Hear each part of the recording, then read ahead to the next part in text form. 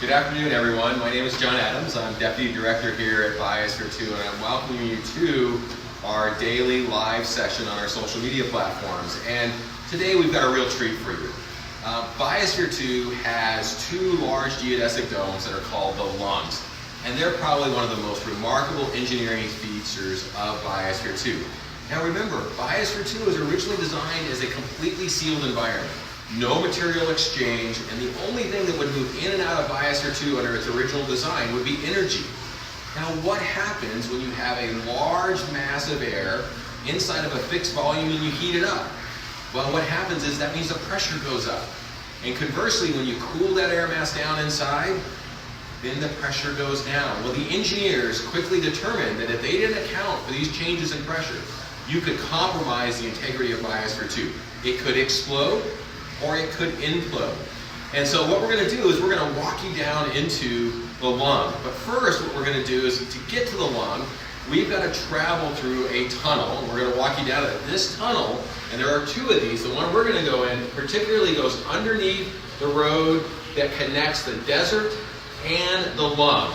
And so why don't you go ahead and follow me down the tunnel, and then we'll go into the lung chamber itself.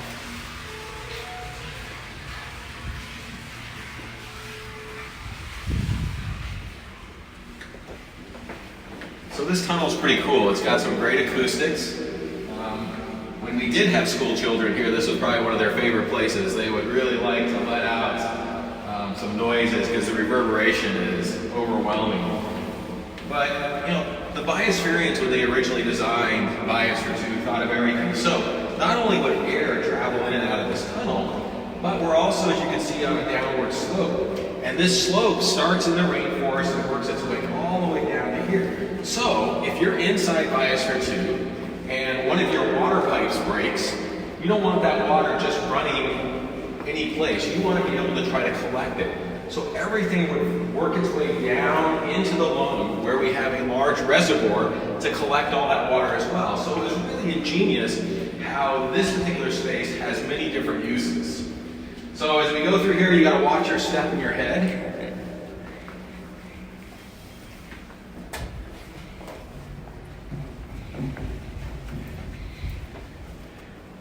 So let me turn on some lights in here. You can actually get an idea of just how big this chamber is. So, I mean, I think the most common reaction we get from people in here is, wow, and how cool it is. I mean, it just looks like something out of this world.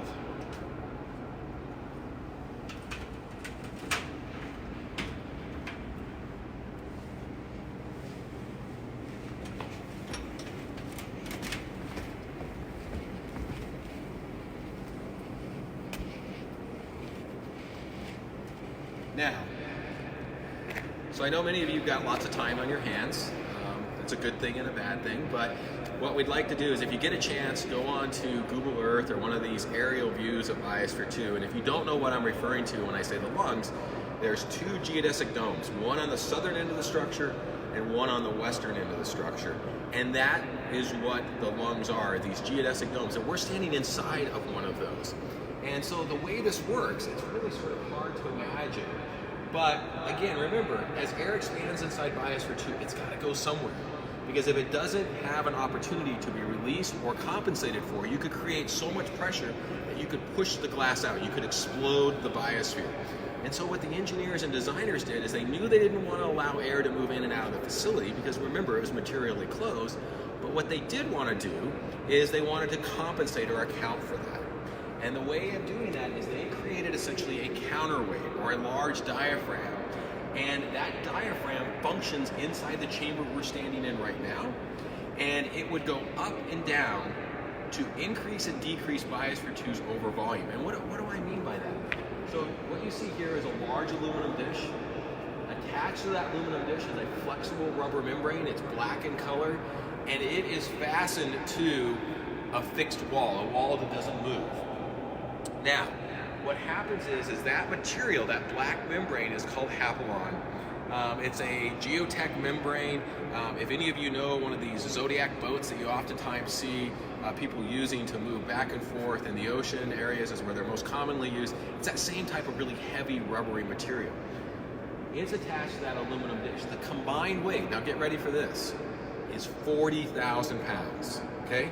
And remember, there's two of these. So essentially, when both lungs were working inside Biosphere 2, we had 80,000 pounds sitting on the air mass inside Biosphere 2. And what's really incredible is on the back side, the area that we can't see, there's no crane, there's no hoist, there's no winch that's lifting this 40,000 pounds up and down. The only thing that is moving that 40,000 pounds, 20 tons, is differential air pressure. So again, as that air expands, it's got to go somewhere. This is a path of least resistance. It pushes this whole structure up. As it goes up in height, and it can go all the way up to 50 feet. So right now, we're probably somewhere in the neighborhood of about 20 feet up. So imagine, another 30 or so feet in height that this can go up. And then at night, as the air cools, and you don't have as much pressure in Biosphere proper, this pushes down and pushes air back in. So the facility was always maintained at a constant positive pressure, so that anything, and there were leaks, as you can imagine, it wasn't completely airtight, although they achieved a remarkable leak rate. Air would be pushed out, and that was by design, so that this facility was positively pressurized. So just like an airplane, or just like the International Space Station. Now, what it's harder to see is there's a big reservoir here. And this was Biosphere 2's primary water storage location. So the water cycle would have started and ended here. So right now, this pool will hold about 200,000 gallons when it's filled to its capacity. And again, originally the water cycle would have started and ended here. Now what we're gonna do is we've sort of redesigned or re-engineered how the lung works, in a sense that we've tricked it into being up in the state. And we've used physics and we've used differential pressure to achieve that. And we're gonna take you over to a door. We're gonna open that door, it's gonna breach the seal, and we're gonna watch this start to slowly come down.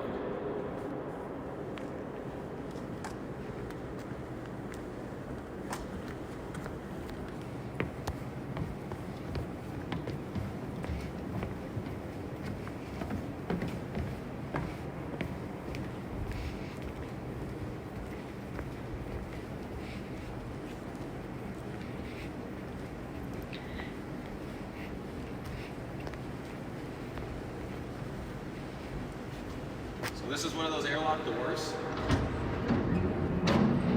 I'm going to open it here. What we're going to do is we're going to walk across.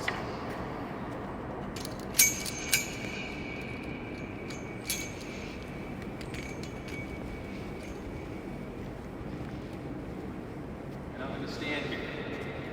So by standing here though, it's going to give you a relationship, because you're going to see this thing coming down. In just a few minutes, I will actually be able to touch this leg. And I'm going to go ahead and hang on it. So I'm feeling really strong today, but I'm going to be able to move 40,000 pounds here in just a minute.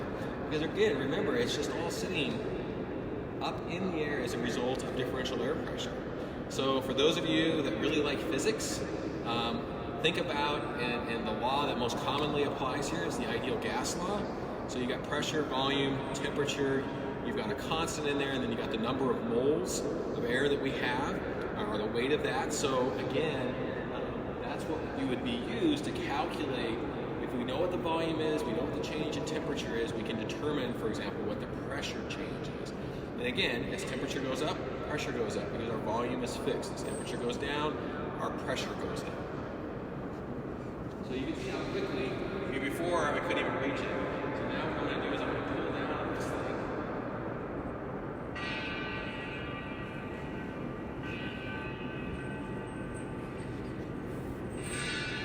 And so we just moved 40,000 pounds. Now you may be wondering what these chains are. So under the original design criteria, as you could imagine, if this thing got too high, the lung got too high, got above its 50 feet maximum height, you wouldn't want it to continue to rise up and rip the membrane. So the chains pull down, they would have broken a piece of glass, and it allowed the air to come in to equalize the pressure. So again, they had safeties put into place to ensure that they wouldn't compromise this particular structure, Biosphere 2. So now what we're going to do, let's come down quite a bit. We're gonna walk out this door here, and I'm gonna show you just how much force and air is being pushed out through this small air hatch.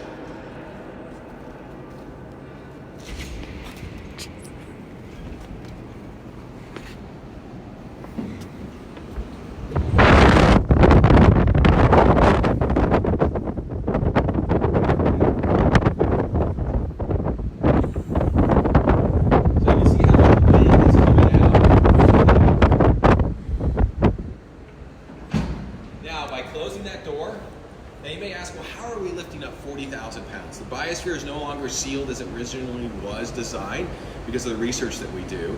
But what we are doing is we are creating a vacuum in this space here, pulling air out.